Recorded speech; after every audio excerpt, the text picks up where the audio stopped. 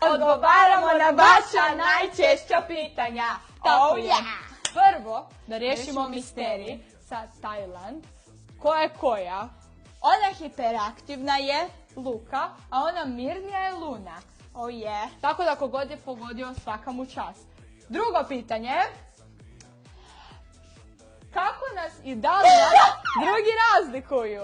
A odgovor je ne.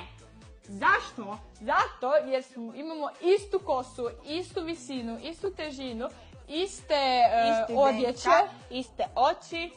Imamo sve isto i čak imamo i proteze iste. Da, mnogi nam pišu da nema jedna protezu, obje imamo proteze. Koje znamo da ćemo uskoro skinuti. Tako je. Ali zaboravimo nositi gumice, tako da možda i nećemo. Tako da nismo sigurni da ćemo skinuti protezu. Drugo, ne znam koje Treće pitanje. Da li dijelimo bubreg? Ne. Svaka ima svoje bubrege i ne dijelimo ih. Tako je, makar sve dijelimo, bubrege ne. Da. Treće pitanje. Četvrto pitanje. Da li imamo iste ocjene u školi? Ne, da, ali ne znam kako. Valjda nam mozak isto radi twins telepatiji. A ako vi imate pitanja, a mi ih nismo odgovorile, pišite nam u komentare. A sada pozdravljamo sve ljude koji su nam pogodili na Luninom room touru koliko Luna ima parfema.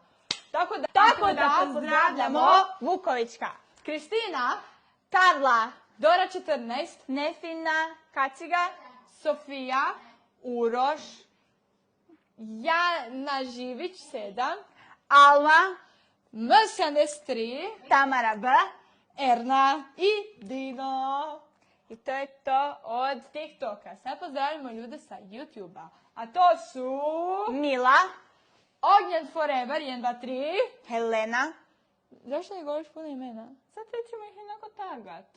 Ne, na YouTube ne možeš tagati. Možeš, ja ću dodati tipove. Ne možeš na YouTube. Ali ja ću dodati tipove. A na YouTube-u pozdravljamo Milu, Ognjen Forever Helena i Hanica Bananica 6854. i Mihaela. A ako ste vi pogodili koliko ima parfema, a nismo vas pozdravili, molim vas nam se javite, doćemo u sljedeći video, a do tada, kiss!